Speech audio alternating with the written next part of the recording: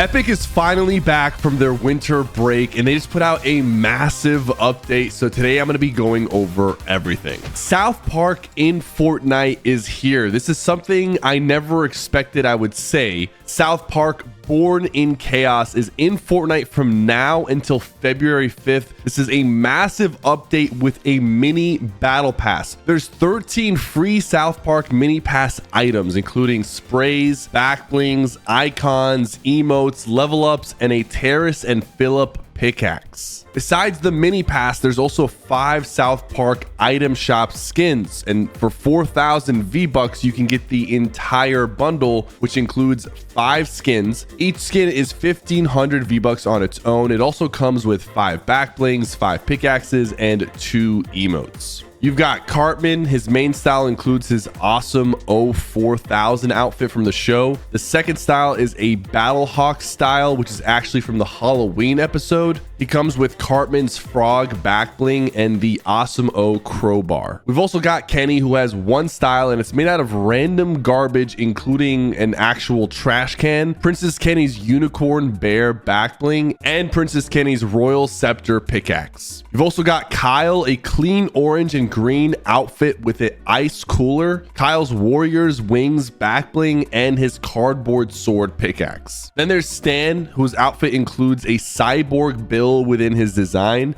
He also has his derby entry back bling and the bus stop sign pickaxe. And then finally, Butters. Butters has a Professor Chaos style as his main design, his Chaos Cape back bling, and the Hammer of Chaos pickaxe. And then there are 2 emotes, the Bus Stop and Alien Experiment. On top of that, there is a separate Towley sidekick in the item shop. And with the addition of South Park in Fortnite, they actually had to change the rating of the game to include crude humor. This is kind of crazy, but it does show that Fortnite is definitely heading in a direction to target a more older audience instead of just kids. Part of this change has to do with them updating Wonky Land to Cartman Land, including attractions like Whistling Willie's Pizza Gulch, Pee-Pee's Lazy Liver, Voyage to the Center of the Planet, and Canada. They also removed all of the Winterfest decoration and they removed the snow that they added, except the snow that's around Wonkyland, Clausy Lodge, and Crackshot Cabin. Those are still in the game. But we didn't just get South Park cosmetics, because there are some new items added to the game that are really going to spice things up. The first one is the Stick of Truth Mythic. This comes from a Rift anomaly and it is a one-time use. You can control the storm by retrieving it and watch as it immediately shrinks to surround you for the final circle. This is actually crazy. An item that changes how the storm works is insane. Once it's claimed, it lets everyone on the map know that it has been claimed. We've also got the Cheesy Poofs consumable. These restore health. You can use them while sprinting. If you throw them at teammates, it heals them, and if you throw them at enemies, it will damage them. And these, of course, are not in competitive. And then finally, Kenny's Medallion. This is a respawn token, one-time use. It reboots you after you have been eliminated, and it is also not in competitive. With this medallion being added, the self-revive device has actually been vaulted. That thing was rarely useful anyways, and they also vaulted all the Winterfest stuff like the holiday presents, the blizzard grenade, icy feet, shield key, and the sneaky snowman have all been removed. But they also unvaulted some items and added some brand new items like the stealth splash. This one splashes all nearby players and instantly applies cloak to those in the splash area. This is the same goo that you can find in Classified Canyon that if you stand on top of makes you sort of invisible. They also added the flex SMG, and this one's kind of interesting because it has a higher fire rate when you hip fire, but when you ADS, it's a lot more controlled, precise shots. I'm interested to see if this SMG is actually useful, and it does sound like it is from the description and the stats. They unvaulted the Crash Pad Jr., the launch pad that uses an item slot. In the blog post, Fortnite also mentions a new lock-on assault rifle.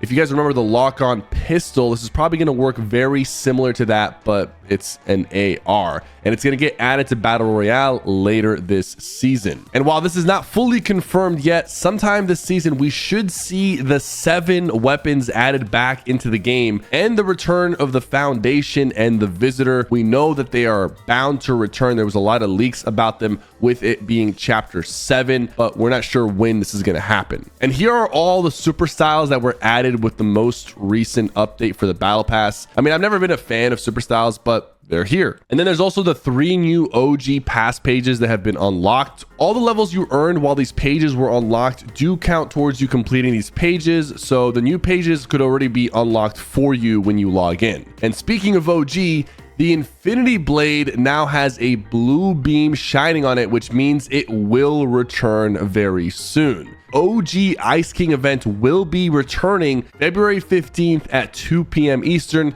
So if you missed this event way back in 2018, it's coming back again on February 15th. There's also new Rift anomalies returning, including Taco Time. Epic also updated the sky and the lighting in OG to match the original sky from Chapter 1. A lot of people have been asking for this, so I'm glad they did this. And if you also remember how the Fortnite UI used to have a skull icon in Chapter 1 Season 4, well, Epic actually brought this back to the base UI, and now they have the OG skull icon next to your eliminations. There have also been some big updates to creative because now maps can sell in-game transactions for V-Bucks. So certain maps will have items, upgrades, DLCs, expansions that you can spend V-Bucks on. This is similar to how you spend Robux while playing Roblox. There's also a brand new mode called Quince, which allows you to play with up to 5 people in a squad. And this mode will be here until February 5th. It's both zero build and build mode. And as far as future leaks, it looks like Epic may be working on a Star Wars asset for creative. And then of course the Chainsaw Man collab, which a lot of people have been hyped about. And it looks like we might have been a little bit too hyped because while we did get the jam track added to the item shop, there isn't a skin collaboration yet. A lot of the leaks say that the skin collaboration might still be being worked on and it won't come out till later this year. I'm a huge fan of Chainsaw Man, so I really do hope we get the full collab with skins and emotes and whatever else there is, like mythics and in-game items, because I'll be very disappointed if all we get is a jam track. There's also word of a second wave of Adventure Time skins, which would include Lemon Grab, Ice King, and possibly Fiona and Cake. Regular shows also rumored to be added to the game shortly. And then finally, there is a Kizuna AI, which would be our first VTuber icon skin, who is most likely going to be added to the game in the near future as well, which is kind of crazy that we're getting a VTuber AI icon skin in Fortnite. But I'm sure if the skin looks good, people will buy it and they won't care if it's a VTuber. That is the update for today. It's a massive update. Fortnite is finally back. There's also been a lot of bug fixes, which were much needed. Super excited to see where Fortnite goes in 2026. Don't forget to like and subscribe. I'll see you in the next one.